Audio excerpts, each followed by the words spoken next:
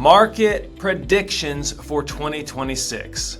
Hello, my name is Jennings. I'm with Made for More Realty, and we're going to talk about, I'm going to peer into my crystal ball. I'm going to shake that 8-ball up a little bit and see what does 2026 look like for the housing market here in the Sacramento region. Now, granted, my crystal ball over the years has acquired a lot of cracks and nicks in it, so it's not perfect, but I am happy to share with you what other professionals are projecting. So this isn't just my opinion.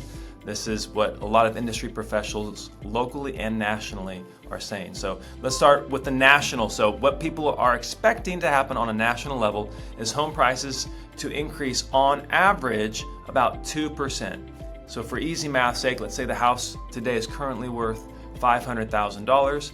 By the end of 2026, that house will probably be worth somewhere around $510,000.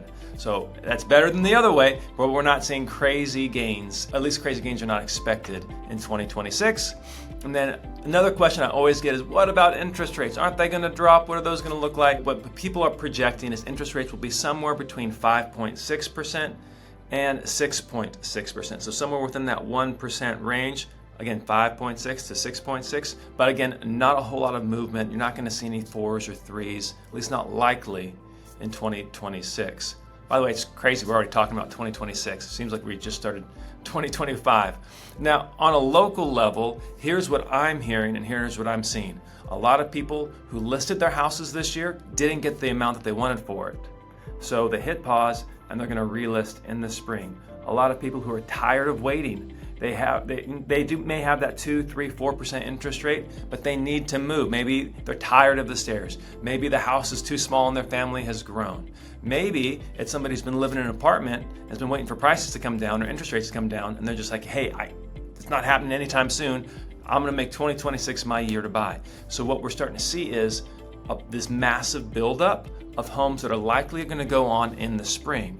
So if you're thinking about selling your house, my recommendation would be to list it sooner rather than later. I'm talking like late January, early February, be on the market. Now, to be on the market, that means you're going to have to do some prep. You're going to have to meet with a real estate agent. There's about 30 to 45 days on average. So that means, right around the first of the year, you should really be kicking it into high gear if you want to sell your house before everybody else comes on the market. Now, if you're looking to buy a house, there's going to be more choices for you probably in 2026 than there were in 2025. Builders are still building, so there's lots of options there. And like I just mentioned, there's more sellers coming to the market. So you're gonna have more choices. That's probably why you're not seeing crazy inflation or crazy appreciation gains in the real estate market, because there's just classic supply and demand. There's gonna be a whole lot of supply, and that's gonna keep downward pressure on the demand and downward pressure on those prices. So again, that's what we're looking at in 2026. Moderate appreciation, maybe a little bit of adjustments on the interest rates, nothing crazy. If you're thinking about making a move, whether buying or selling, reach out to myself or the team at Made for More Realty. Expect more and get more with Made for More Realty.